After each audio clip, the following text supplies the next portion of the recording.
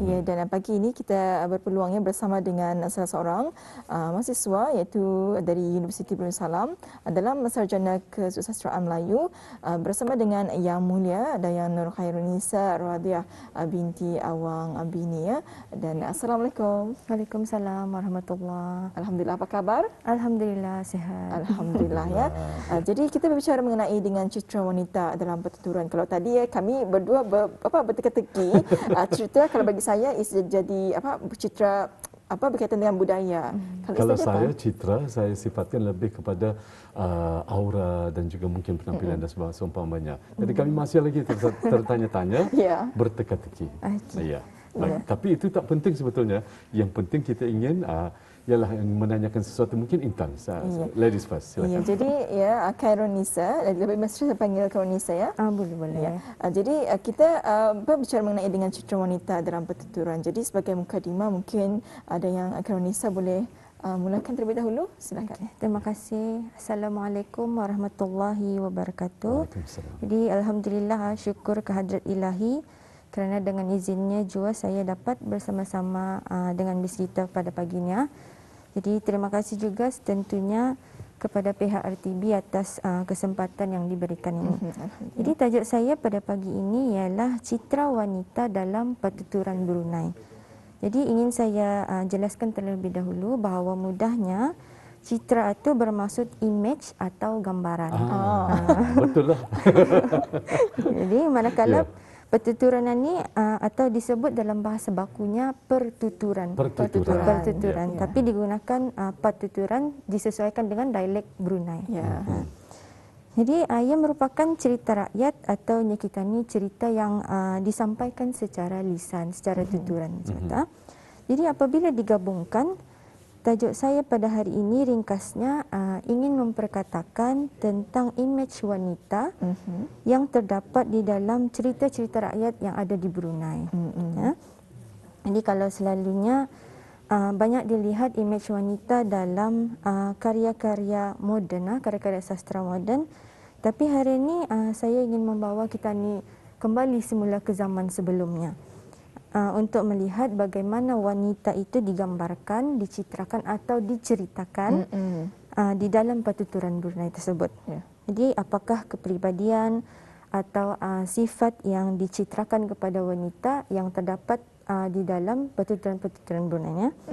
Jadi dalam konteks hari ini saya hanya akan memfokuskan kepada beberapa buah cerita yang diambil daripada buku-buku terbitan Museum Brunei, iaitu buku pertuturan 1, 2, 3 dan 4 sahaja.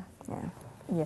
Jadi itu adalah yang akan dikongsikannya dari segi buku pertuturan 1, 2, 3, 4 dalam memfokuskan kepada image ataupun gambaran wanita, betul lah? Betul. Jadi citra itu bermaksud image ataupun gambaran wanita. Ya, dan pertuturan mungkin. Ya. Baik, seperti saya jelaskan juga pada Intan, kalau di radio dulu ada citrawara. Jadi macam mana tu? Betul lah. Ya.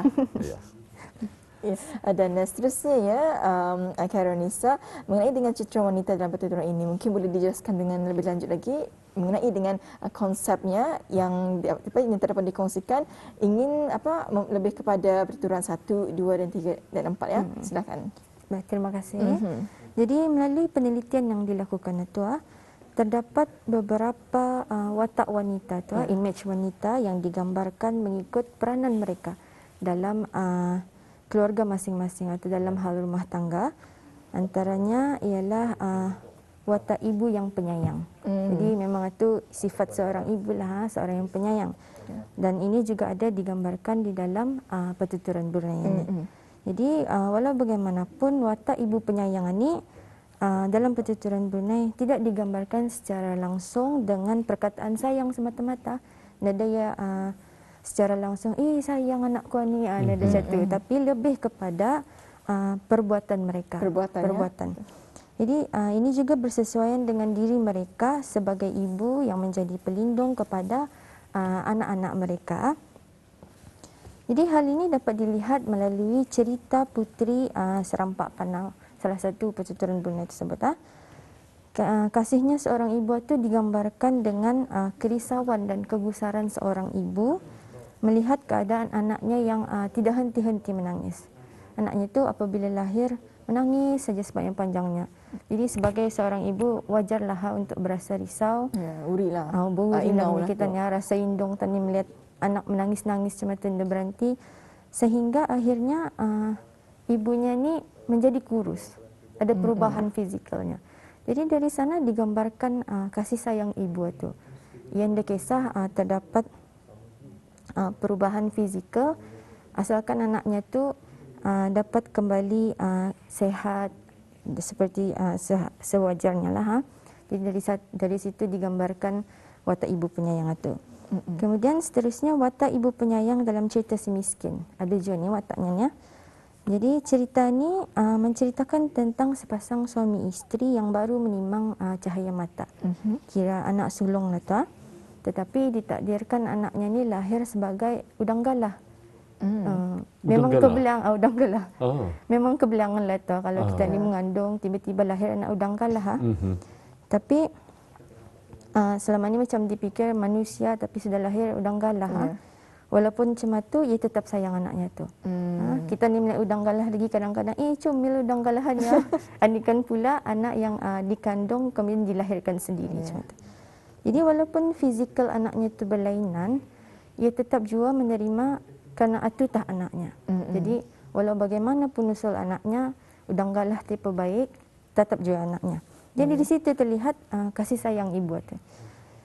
Kemudian beralih kepada watak seorang isteri yang bijaksana, ia sebagai isteri. Jadi ini melihat kepada kepandaian seorang isteri dalam sama-sama memikul tanggungjawab dalam hal berkeluarga. Antaranya memberikan idea tentang apa yang perlu dilakukan dalam mengatasi masalah yang dihadapi keluarganya tu. Jadi contohnya dalam cerita si Tahabing dan si Pengajun. Ini dua cerita yang berbeza, satu cerita si Tahabing, satu cerita si Pengajun. Tetapi watak isteri dalam kedua-dua cerita ni dicitrakan sebagai isteri yang pandainya kita ni. Isteri si Tahabing dan si Pengajun ni kedua-duanya selalu memberikan idea kepada suami mereka, terus tu sama-sama mencari jalan penyelesaian terhadap kehidupan mereka tu. Apa yang perlu dilakukan. Ia suruh lakinya buat ini, buat itu, macam tu. Tetapi ia indah sekadar cakap saja. Ia pun tolong jual lakinya tu. Sehingga akhirnya kehidupan yang mereka yang dianggap miskin lah tu. Susah ya. Susah. Mereka dapat keluar dari kepompong kemiskinan tersebut. Jadi selain daripada kasih sayang seorang ibu tadi, ini dicitrakan juga watak seorang anak yang sayang kepada ibu bapanya ni. Jadi dibalaslah tu semata. Dan hal ini dapat dilihat melalui watak puteri bungsu yang sanggup berkahwin dengan udang galah yang tadi. Jadi apabila dijodohkan dengan udang galah, ia sanggup menerima. Kerana itu tah yang indungnya maukan katanya. Jadi walau apa pun terjadi, walaupun kahwin dengan udang galah, ia tetap melakukannya asalkan indungnya tu happy macam tu. Berijab jauh kahwin sama udang galah tu. Nyaman tu udang galah. Itulah baik bayangkan itu. Tapi demi kebahagiaan ibu bapanya, ia tetap saja melakukan hal tersebut. Kemudian dalam cerita si Tahabing ni, cerita ni pun merupakan cerita pasangan suami isteri yang belum mempunyai anak. Tapi apabila mereka sedang membersihkan halaman kebun, mereka ada terjumpa seorang anak perempuan.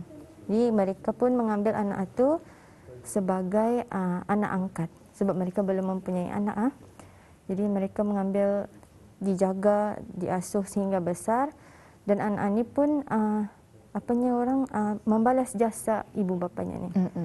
Dengan memberikan apa yang mereka perlukan dan sentiasa berada di sisi kedua ibu bapanya ni. Sehingga pada suatu hari ia terpaksa pulang ke tempat asalnya. Tetapi katanya, walaupun aku pulangnya, aku berjanji akan sentiasa ada untuk mereka. Macam itu. Jadi jika mereka memerlukan apa-apanya, panggil saja akunya. Tapi tidak tahulah, wallahu a'lam macam mana yang memanggil lah. Panggil nama apa, panggil apa kata. Katanya, jika dipanggil siang, dia akan datang siang. Dan jika dipanggil malam, dia akan datang malam. Maksudnya memang dia akan sentiasa ada untuk on time lah. On time. On time lah. Ya. Jadi itu adalah antara citra wanita yang punya peranan yang sebagai ibu, sebagai isteri anak dan juga anak. Jadi memang cukup menarik ya. Sebenarnya kita ni dapat melihat peranan wanita ya dalam beberapa peranan. Dan seterusnya mungkin ada dikongsikan lagi. Jadi tadi kita ni melihat watak watak wanita yang kita ni elok. Tentunya ada watak yang sebaliknya. Ya, jadi terdapat juga beberapa watak yang digambarkan kurang elok lahnya kita ni dia semestinya semua tu watak tu sempurna. Jadi yang ini juga bertujuan untuk pengajaran dan juga untuk menarik perhatian pendengar pada masa itu dan juga untuk dijadikan iktibar kepada yang mendengar itu. Jadi antara watak wanita tersebut itu yang kita ni kurang elok itu ialah watak anak yang tidak mendengar kata. Contohnya dalam cerita Puteri Duyung, ia terkena sumpahan kerana telah melanggar telah melanggar larangan ibu bapanya. Jadi macam mamanya cakap ni ia tidak peduli. Jadi ia lakukan saja sehingga akhirnya ia mendapat bala dan bertukar menjadi ikan duyung untuk selama-lamanya. Jadi dari sana ia mendapat malapetaka tu. Kemudian dalam cerita Tuan Puteri Tujuh Beradik juga ada diceritakan watak wanita yang kita ni kurang eloklah sebagai ahli keluarga. Contohnya watak wanita yang adik-beradik kepada puteri bongsu ni. Jadi seharusnya kita ni kalau berkeluarga, adik-beradik perlu saling sayang menyayangi. Tetapi dalam hal ini, dalam cerita ni berbeza kerana mereka ni iri hati dengan apa yang dicapai oleh puteri bongsu ni. Kerana ia berjaya berkahwin dengan anak raja pada ketika itu. Jadi mereka sengaja bermuka-mukalah datang arah puteri bongsu ni. Ia bertanya, macam mana puteri bongsu melayan suami katanya. Jadi adiknya ni pun beritahu macam ni. Tapi akhirnya katanya, salah tanya. Macam mana menjaga suaminya? Dipasang jarum di jari dan pisau di kaki. Kemudian apabila sampai suaminya, dicakar dan diterjang. Itu sesuatu yang bagi kita ni salah. Tapi ajaran salah. Tapi macam adiknya ni kan masih kecil, macam masih lagi naif lah tu. Naif lah. Macam okeylah. Jadinya ia menuruti saja sehingga akhirnya rumah tangganya terganggu. Tapi akhirnya dapat kembali semula. Jadi watak kurang elok di sana dapat dilihat melalui adik-beradiknya tu. Dan kemudian begitu juga cerita si miskin atau si kasihan yang mempunyai watak-watak wanita yang memandang rendah kepada orang lain. Contohnya apabila watak si miskin ini ingin meminta bantuan daripada bidan-bidan terkenal di kampung itulah. Seramai 7 orang tu masa tu. Masa tu macam sendiri. Jadinya ia ingin meminta bantuan kerana masa tu isterinya sedang sakit. Tapi 6 daripada bidan itu menolak sebab baginya si miskin ni macam mana kan bagi karang upah dan sebagainya. Dah ada pembagilah macam tu. Jadi mereka pun menolak, baginya macam dia patut ditolong. Sedangkan itu memang kerja mereka. Jadi itu macam watak yang tidak seharusnya dilakukanlah. Sehingga akhirnya ia terkejut apabila adik mereka ni bidan jua yang terakhir ia sanggup menolong si miskin dan diberikan macam-macam. Terkejutlah ya, macam jealous lah diorang yang 6 orang ni. Macam sangkaannya si miskin itu macam tu nak mampu, tapi sebenarnya sebaliknya macam tu. Ya. Alhamdulillah ya, itu sebenarnya kita ni mengetahui kalau tadi kita ni mendengarkan mengenai dengan citra wanita yang baik, yang sempurna.